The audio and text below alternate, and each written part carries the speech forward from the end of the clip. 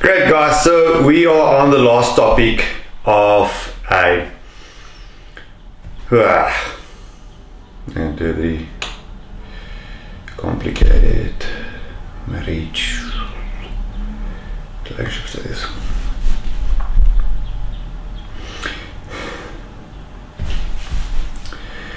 Great, guys. So we are on the last topic of the series we've called relationship status. And we spoke about, the first topic was the status, it's complicated. And we spoke the previous session about relationship and all the things that comes to play when you are in a relationship, and the things you need to be careful of and watchful of and be sure about, and what's the important things to focus on when you're in that stage of being in a relationship. And today we're going to talk about marriage. And so if you are single and you're not married, or in a relationship or whatever, when you're not in the stage of marriage, then please still watch this video, because I know that these are things that you need to understand, and it'd be great if you can already, have a little bit of a view into the married life. So this is especially for you. So we're going to talk about marriage. All right. So I want to start this statement that says a simple act of selflessness creates a thriving marriage. All right. So here it is. A simple act of selflessness creates a thriving marriage. Selflessness. That word is so important in a space of marriage. Selflessness is the most important aspect of a marriage. Why? Because we are created to serve one another, and especially within the space of a marriage. When you are married, new powers comes to the front. It's a whole new world, right? It's not the same as being in a relationship or even being engaged. When you get married, there's a whole lot of new things that's coming to play. One of the simple things, if you didn't move in before you got married, then obviously you're going to move in, you're going to stay together the moment when you get married. You wake up together, you go to bed together, all right? You're 24/7 basically surrounding, or it's going to feel like that, around one another. And it's so cool that, when you're in a relationship, then you dream of waking up together and staying together and doing all these things together. But you got to realize that at some stage, that romance of waking up together and being constantly in one another's company, it fades away, which is sad, because you always need to be in that stage of where you're constantly falling in love with that person. But they call it the honeymoon stage. Everything is great, and you moved in together, and you're buying things for the house, and it's all la-di-da, which is that's a very nice stage, and you should enjoy that stage. But then slowly but surely it does disappear, and that romance of being together, staying together, moving in together, buying things for the house, it starts to disintegrate, it starts to disappear, and something different starts to creep in. Reality, the fact that you will be together forever, living together forever, being in one another's company most of the time, doing things together most of the time. And that is actually super great. But that reality, sometimes when it kicks in, it can be daunting. And some stages in some people's lives, it actually made that, as partners, they lose their love for one another, because this stage is just so weird, because it feels like that part of I was in love with this person, that romantic stage is going away, and they don't know how to handle it, and they want that romantic stage back. But you got to understand, love is not a romantic thing on its own, or it's not just a romantic thing or romantic feeling. Love is so much more, and it's a good thing when that romantic vibe is busy disappearing. In a sense, it's good, because you need to get to the reality of what love is. And you got to really know that love isn't just a bunch of feelings. It's also something as acts. You gotta work on your relationship with your partner. You gotta work on your marriage. Marriage life doesn't just go on and on and on. It actually requires you to do physical hard work. You got to work at your marriage. If you want to see it thrive, you want to see it grow, you got to work at it, right? And so we're going to talk about these things in this next session. But yeah, getting married is a whole lot of new trouble. It's different than being in a relationship. Mr. Perfect suddenly ain't so perfect no more, and Mrs. Right ain't so right anymore. They slowly but surely, you see the true colors and different colors and colors you didn't think they had, coming to the front. And once again, it is fine. You got to get to know one another in every aspect of life, and especially when you get married. And in married life, you'll start to get to know that person in a whole new level. And that's why it's so important to know that from the get-go, from the beginning of your marriage, if you're married in 3 years, 5 years, 10 years, then this is also for you. If you're in a stage where you've never accepted that person for who they are, you got to get to that space where you accept them for who they are, all right? You're not that perfect. Neither are they, all right? You're not better than your partner, and they're not better than you. You both have your imperfections, and you got to love that imperfection of yourself and of your partner. And the moment when you love your partner and you love their imperfections, that's when true love really kicks in. That's when love becomes real, because love is graceful, it's merciful, it's just, and it's selfless. And you got to accept certain parts of that person that you just realize it will never change, and it shouldn't change because it's who they are. And you got to love even that part of them and not break them down for having that issue or whatever it is, I mean, if I just have to look in my own, relationship with my own wife, when we got married, it's just so funny that my wife doesn't have, a closet, for clothing. She has a bed and she has a couch. and she doesn't have a office space. She has the car. Man, the one time we sold the car, we bought ourselves a new car, and obviously you got to clean out the car, and get all of the stuff out to make sure you got everything, all of your valuables out of it. And I found some things that I thought was lost for many years. When we opened up that boot, man, I found things that really I thought, these things were long gone. And it's from pens to, all kinds of things that we found in the back of the car. And, that's so funny. Then, that thing when people say, we don't have tile, railings, we've got a tile floor.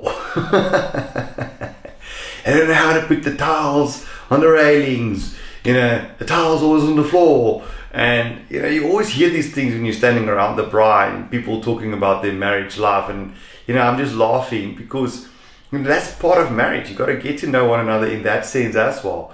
That they live out of the the whole office is in the car. They don't have office space. The car's the office, constantly pens and things in the car. And that's life. You get to know one another in that sense as well, and that's good. That's very, very good. To figure out one another in that space. But that space can become really ugly if you don't get that simple thing into place that is called serving one another. I mean, when reality strikes in, and you realize, but this person's got imperfections, you have imperfections, there's things they do that you don't like, there's things you do that they don't like, then you got to get to that space where you realize that for your marriage to grow, you need to get into that space where you serve one another. You've got to get to that space where you serve one another. Um, and it's so funny, people always say, we're never on time. We always have this bunch of things we've got to do, and she's always late, or always running late, and we're never on time. One friend of mine once said, he tried to set the alarm earlier. He tried a bunch of things just to be on time. He even turned her watch 10 minutes later, so she always might think she's 10 minutes late, so she actually be 10 minutes early or on time. And I asked him, and how's that going for you? And he's like, no, it's not working. She's got an inner clock and it makes her always 10 minutes late. And that's just, he had to accept that. And he said, Darby, I accepted her. That's why we've got 2 cars. But you got to work around it. You got to accept one another. And it's so beautiful when you actually start to accept one another for who you are. And you actually start to value that person for being who they are. You value the best part of them, and you value even the parts that's imperfect in your eyes. It's actually the parts that's imperfect that makes them so uniquely perfect for you. And that is the beautiful part, when you realize that you love this perfect, imperfect person, every part of them. And that's when love kicks in, and the romance will come back then. But you've got to go through that stage where you realize you're not perfect, they're not perfect, but you've got to start to love the imperfect parts of them, and then your love will become perfect. And then the value, like I said, of serving one another. It's always, let me say this, in Ephesians 5 verse 21, it says, submit to one another out of reverence for Christ.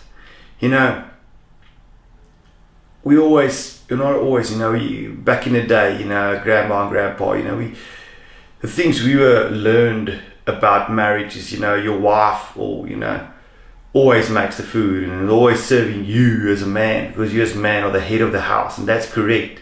You are the head of the house. But this scripture says, submit to one another out of reverence for Christ. Submit to one another. It's not just submit underneath the authority of the head of the house, but the authority of the head of the house needs to submit to his wife as well. You've got to submit to one another. You've got to serve one another. You've got to be there for one another. You've got to grow one another.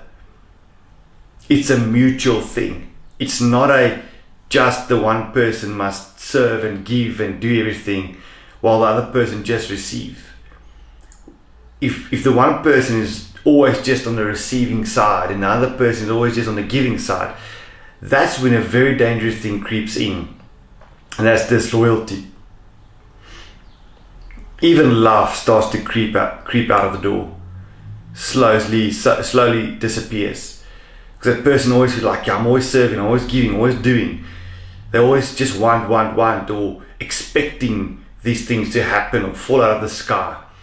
And then this hatred, or this ugly side of a person starts to creep in, where you in your head you just, he's there, look, they're just sitting again, or won't they just get up and do this or do that, or when they think for themselves. And slowly but surely you are judging your partner, and you're busy, in your head you're fighting with them, and they don't even know it.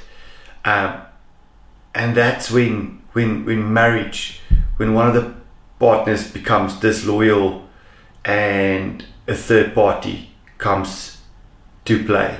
They're fulfilling my emotional needs, and they're serving me now, and they get me, and they understand me, and they actually do things for me. So if you don't understand how important it is to serve one another, then just look at people's lives. That's the one person's always giving and the other person never give. Look how it slowly falls apart. And And that's where you got to get into, where you say, but I need to also serve my wife, and my wife's got to serve me. We serve one another. And in there was this one guy, Martin Luther, that says, let the wife make the husband glad to come home, and let him make her sorry to see him leave. And when just the one party is serving and the other one is just receiving, then this whole quote turns into something different. Then the wife is glad when the husband leaves, because like, oh gosh, couldn't he just leave earlier for work? And he's just like, yo, I really don't want to go home. So yeah, who wants to go for a beer after work, or trying to work late or find things to do because you just don't want to go home because you got this nagging wife, And then marriage becomes this ugly thing that's just not romantic, and it's hard work, and it's always issues, and then it becomes a schlep. And then slowly but surely you just grow apart from one another.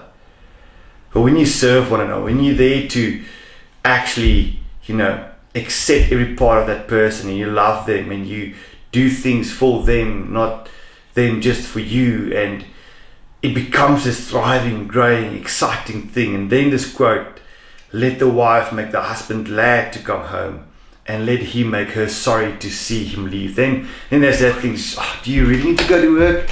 Do you really need to go to this thing? Can't you stay? And that's a beautiful space to be in. That's the space you always want to be in. Yeah, you get mad and you have fights. Those things are there. But it shouldn't become the norm of the house. It shouldn't become the norm of your marriage. You got to be in that space where you serve one another. And there's just one thing you can go do. Go Google 5 love languages of Gary Chapman. And this is so cool if you get to understand this. There's 5 different love languages. And this is where many times we miss one another. It's like, yeah, but I'm always buying you flowers, or I'm always doing this for you. I'm cleaning, or I'm cooking, or I'm whatever. Or I'm always telling you that I love you. How can you say that, I don't love you when I do all these things for you, or I'm telling you constantly that I love you? You are missing your partner's love language. Every person's got a love language. Like one of the love languages is quality time. Maybe that your partner just wants you to spend time with them. They don't care about you buying flowers or doing things with them. They just want you to be with them, take walks on the beach with them, or just, chill on the couch with them, or whatever it is. Ask them, like, what do you want? What do you feel is quality time? And then focus on meeting their needs, serving them in the space where they're at. Other people are words of affirmation. They want you to tell them that you love them, and then that you adore them, and they mean a lot to you. Some people, they don't care if you have quality time with them. I don't need you to be around me. You don't need to give me a hug or whatever. I just need you to tell me that you love me and you adore me, and I'll be more than fine, and life is good. Other people's gifts, buy me those flowers, or buy me that watch or whatever. Then you're talking their love language. They're like, yeah, you bought me these things, and yes, you thought about me with this chocolate, and you put it on my pillow, and thank you. You're really understanding my love language. Or deeds. Then it's like doing things for one another, or physical touch. People want you to touch them. Other people like, don't touch me. Why are you touching me? I love you, but you don't need to touch me. Whatever. So there's 5 different love languages. Go do that little exercise with your partner, and see what's their love language, and see what's your love language, and start to talk about how can I meet your love language, because that's where you really start to serve one another. You don't care about what's your love language. It's more about what's their love language, and how can you speak their language, and they can feel loved, and you serve them in that emotional space of their lives. And then a simple act of selflessness creates a thriving marriage. Simple act of just focusing on them more than you're focusing on your own needs. Focusing on what's important for them, and not necessarily it's important for you, because if you focus on them and they focus on you, then both of you will feel the fulfillment of the marriage. And you will feel loved and respected and important to that person. But if you don't serve one another, if you don't speak one another's love language, and it's always just receiving, then the balance of the whole marriage is going to go out of balance. It's going to go into dangerous things where the devil will creep in, jealousy and all kind of poison. And the thing you got to understand is God created the marriage. God created, it's a holy thing. Marriage is from God, it's holy. And that's why the devil wants to, get people into a space of divorce. He's doing everything in his power to get people to fight and get jealous and envy from one another. And then you miss the whole Corinthians thing. And in Corinthians, 1 Corinthians 13:7 says, love, it always protects, always trusts, always hopes, always perseveres. That's love. Love is not just a feeling.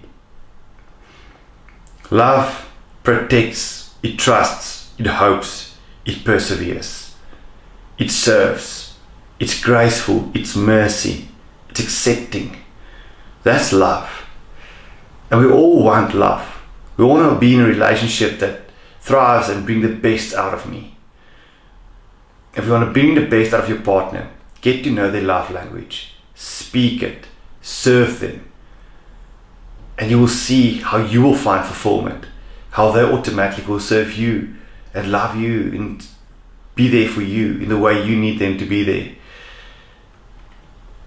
And that will be a marriage where you will grow old and will always be in love. And always look at one another and say, I'm so glad I chose you. And every day when I wake up, I choose you over and over and over. We all want to be in a marriage like that. No one want to get divorced. No one. And so make this your focus, to serve your partner, to accept them for who they are, and to speak their love language. And I hope these little things will be something that you will take into practice in your marriage and even in your relationship, and you'll find how it thrives and grows. Because my prayer for your marriage is that it will grow and it will be prosperous and it will be an absolute blessing until the day you die. Well, God bless you.